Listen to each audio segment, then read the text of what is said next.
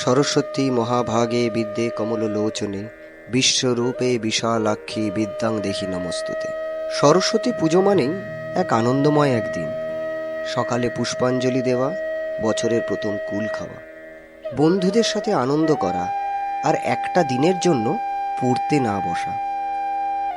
চলুন আজ শুনে নি পাথফাইন্ডার এডুকেশনাল সেন্টারের সরস্বতী পুজোর মানে। হ্যালো স্টুডেন্টস, আমি দেবদত্ত শ্রীমানি, তোমাদের শ্রীমানি স্যার, চেয়ারম্যান পাথফাইন্ডার গ্রুপ। তো আজকে সরস্বতী পুজো। আমার মনে পড়ে যাচ্ছে আমি যখন তোমাদের মতো ছিলাম, আগের দিন রাত্রিরে সারা রাত জাগা, প্যান্ডেল করা নিজেদের বন্ধুরা নিজেদের হাতে, ঠাকুর নিয়ে আসা, বাজার করতে যাওয়া, বাড়িতে যখন আসতাম তখন সকাল হয়ে গেছে, একটুও না ঘুমিয়ে তাড়াতাড়ি করে স্নান টান করে আবার নতুন জামা কাপড় পরে তৈরি হয়ে আবার প্যান্ডেলে চলে যেতাম। সারা দিন পুজোর আনন্দে মেতে থাকতাম, কিন্তু রাত্রির বেলায় যখন বাড়ি ফিরতাম একটু ক্লান্তি অনুভব করতাম না। এই প্রসঙ্গে আমি অন্য আরেকটা কথা বলবো। দেখো, এই কদিন আগে ওয়ার্ল্ড কাপ ক্রিকেট ফাইনাল হলো, ইন্ডিয়া অস্ট্রেলিয়ার ফাইনাল ম্যাচ।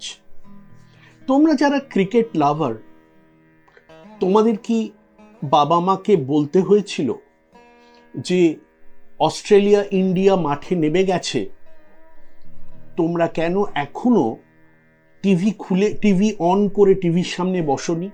না, বলতে হয়নি। 15 মিনিট আগেই তোমাদের নিজের আনন্দে তোমরা টিভির সামনে বসে গেছো এবং টানা 6 ঘন্টা একভাবে খেলা দেখার পরেও বাবা মা তোমাকে কোনোদিনই বলেনি যে এবার তুমি একটু রেস্ট নাও এবং এবার একটু হরলিক্স খাও। কারণ যেখানে আনন্দ সেখানে ক্লান্তি নেই। আমি যেমন সরস্বতী পুজোর কথা বললাম, যেমন ক্রিকেটের কথা বললাম, তেমনি তোমরা বিশ্বাস করবে যে ফিজিক্স, কেমিস্ট্রি, ম্যাথস, বটানি, জুলজি, এই সাবজেক্টগুলোর মধ্যে তোমার এই ওয়ার্ল্ড কাপ ক্রিকেটের আনন্দর চেয়ে অনেক বেশি আনন্দ লুকিয়ে আছে।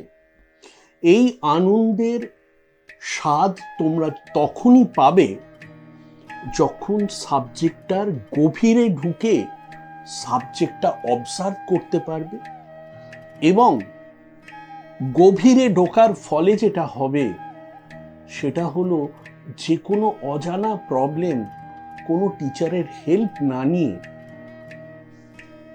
তুমি একা একা করতে পারবে। সেদিন তুমি যে আনন্দ উপলব্ধি করবে, এই আনন্দগুলো সেই আনন্দের চেয়ে অনেক ডিভাইন। যাই হোক, আজকে বেশি বলবো না। আজকে সরস্বতী পুজোর দিন, তোমরা এনজয় করো, কিন্তু মনে রেখো যেখানে আনন্দ সেখানে ক্লান্তি নেই। Thank you. সরস্বতী পুজো নিয়ে আমায় বলতে বলা হয়েছে। এবার যবে থেকে আমার মনে আছে, আই রিমেম্বার সরস্বতী পুজো তে আমি সব থেকে এক্সাইটেড থাকতাম শাড়ি পরার জন্য। মায়ের আলমারি খুলে কোন শাড়িটা চুজ করা হবে তখন। অ্যান্ড আমাদের পাথফাইন্ডারের যে সরস্বতী পুজোটা হয় সেটা আমার অ্যানসেস্ট্রাল হাউসে। তো I was literally growing up when it happened every year. So for as long as I can remember, I have been in this Saraswati Pujo, and আমার হাতে খড়ি এখানে হয়েছে, তো it is very special to me. It's very close to my heart. আমি যখন বাইরেও থাকতাম, I would do my level best to be here January বা ফেব্রুয়ারিতে যখনই সরস্বতী পুজোটা হতো, যাতে I can attend this. The whole thrill of the entire day, পুজোতে যাওয়া, অঞ্জলি দেওয়া, শাড়ি পরা, it's very close to my heart, and no matter how much I grow up, I cannot shake that off, the thrill of wearing shari on Saraswati Pujo. So I wish you I wish you a lot of happiness, I wish you joy, and I wish you true education, not just literacy, but true education on the Saraswati Pujo, so you can learn from all around you, not just from the books. Thank you. Saraswati পুজো সবার কাছে যেমন খুব প্রিয় সব স্টুডেন্টদের জন্য, ঠিক অমনি যখন আমিও ছোট ছিলাম আমার জন্য খুব প্রিয় দিন, যেখানে আমি বন্ধুদের সঙ্গে ইনভলভ হতাম প্যান্ডেল কি করে তৈরি করব, কি নতুন কিছু করা যেতে পারে যাতে যারা আমাদেরকে প্যান্ডেল দেখতে আসবে, সরস্বতী মাকে প্রণাম করতে আসবে, তারা যেন একটু ভাবে যে হ্যাঁ একটু আলাদাভাবে কিছু করা হয়েছে। তো এই ফেজে অনেক কিছু করা হয়েছিল, অনেক রকমের প্যান্ডেল আমরা বন্ধুরা নিজেরাই সেগুলোকে ক্রিয়েট করতাম। আর সারা দিন 2 দিন 3 দিন যেখানে আমাদের পড়তে কম হবে, বইটাকে মায়ের সামনে রেখে আমরা এসবই কাজ করতাম। তো এইভাবেই সরস্বতী পুজো ছোটোবেলাটা কাটিয়েছি। এখন মনে হয় যে হ্যাঁ, সরস্বতী পুজোকে আরও অনেক রকমের অনেক কালচারাল প্রোগ্রাম হিসেবে করা যেতে পারতো, যেটা আমরা হয়তো সেই সময় ল্যাকও করেছি। তো এইভাবেই কেটেছে। আর আমি উইশ করব সবাইকে যে তোমরা এই দিনগুলোকে খুব ভালো করে এনজয় করো, বিকজ এই পয়েন্টগুলো থাকে যখন তোমরা পরে স্টুডেন্টরা জানতে পারবে বা চেরিশ করবে এই মোমেন্টসগুলোকে। সরস্বতী পুজো মানে হচ্ছে আমার কাছে, আমার মতো মানুষের কাছে বিদ্যার দেবী হবে। সরস্বতী আমাদের অ্যাকচুয়ালি পরীক্ষাটা, অ্যানুয়াল পরীক্ষাটা হতো বরাবর স্কুলে মার্চ মাসের দিকে। তো তার আগে বিদ্যার দেবীর আরাধনা মানে সেটা একটা আমাদের কাছে বড় প্রার্থনার বিষয়, কারণ পরীক্ষাটাকে ভালো করতে হবে এবং রেজাল্টটাকে ভালো করতে হবে। তাই যখনই অঞ্জলি দিতাম আমরা সরস্বতী পুজোর সময়, মানে আমি ভীষণ ভক্তি ভরে দিতাম এবং মায়ের কাছে হাজারবার মাথা ঘোটার মতো, মা পরীক্ষাটা যেন ভালো হয় এবং রেজাল্টটা যেন খুব ভালো হয় আমার, সেটুকু দেখো। তো পুজোর সময়টা আমার এইভাবে কাটতো। তারপরে হলুদ পাঞ্জাবি অবভিয়াসলি আমাদের সময়ও ছিল, পাজামা পরে স্কুলে চলে যাওয়া এবং বন্ধুদের সঙ্গে তারপরে স্কুলের যে পুজোটা হতো সেই পুজোর মধ্যে সম্পূর্ণভাবে ডুবে যাওয়া। সরস্বতী পুজো ছোটোবেলায় যতটা এনজয় করেছি, আমার প্রফেশন আমাকে সেই অপরচুনিটি দিয়েছে যেখানে এখন আমি সরস্বতী পুজোকে এনজয় করতে পারি। প্রত্যেক বছর ঠাকুর আনার সময়, প্রতিমা আনার সময় থেকে শুরু করে দধিকর্মা পর্যন্ত প্রত্যেকটা মোমেন্টে ভীষণভাবে অ্যাটাচ থাকি। আর একটা অন্যরকম ফিলিং, আমাদের মেন বিল্ডিংয়ে রুম নাম্বার 1টা সাজানো যখন হয় তখনও একটা অন্যরকম আবেগ কাজ করে, সেখানে ইন্টারেস্ট লাগে কিভাবে সাজানো হচ্ছে না হচ্ছে। আর ওভারঅল যদি বলি, প্রত্যেক বছর একটা অপেক্ষা থাকে, আমি কুল খেতে খুব ভালোবাসি, বেশিরভাগ মানে অনেকেই ভালোবাসে। তো সরস্বতী পুজো হয়ে গেলেই কখন আমি কুলটা খাবো এটার জন্য আমি খুব ওয়েট করি। And that's all. Happy Saraswati Pujo to all of you from CBSE department. আমাদের সিবিএসসি ডিপার্টমেন্টের তরফ থেকে প্রত্যেককে সরস্বতী পুজোর অনেক অনেক শুভেচ্ছা।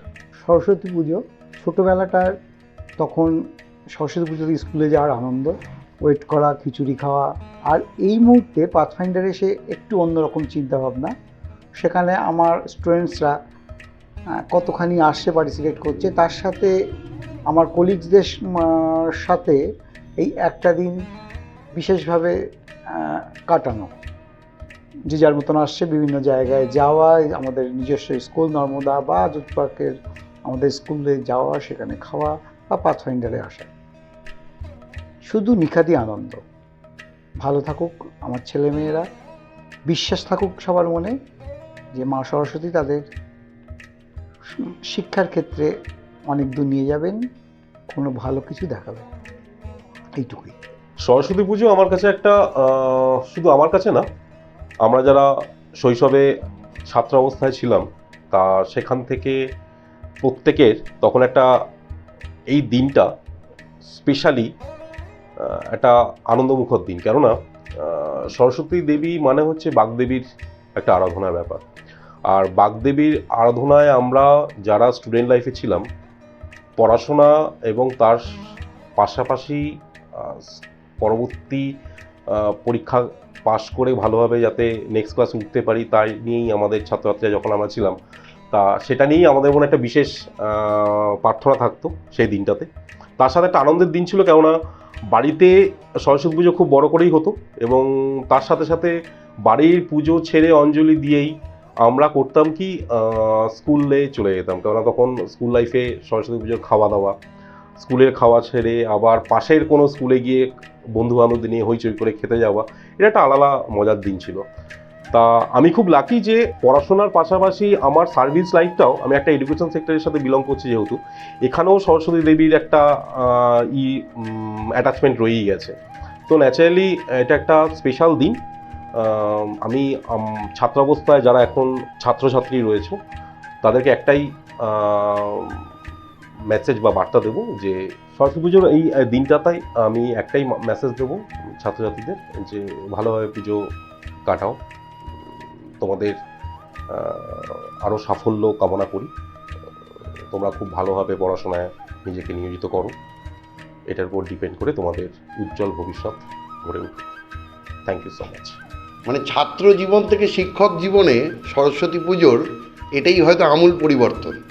মানে আমি এদের জায়গায় থাকলে আজকে হয়তো এখানে জীবনে বসেই থাকতাম না। সরস্বতী পুজোর আগের দিন এরা যে এসছে পড়তে, মানে পুরো জেনারেশন চেঞ্জ। কারণ সরস্বতী পুজোর আগের দিন মানেই আমরা বুঝি নয় স্কুলে নয় পাড়ার মণ্ডপে সব কিছু সাজানো, বড়দের নিমন্ত্রণ করা, কিন্তু এখন এসে এই হাইড্রোকার্বন পড়াতে হচ্ছে।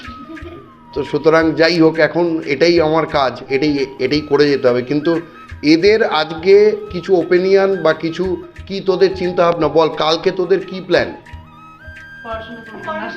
পড়াশোনা তো এমনি কোনোদিনই তোরা করিস না।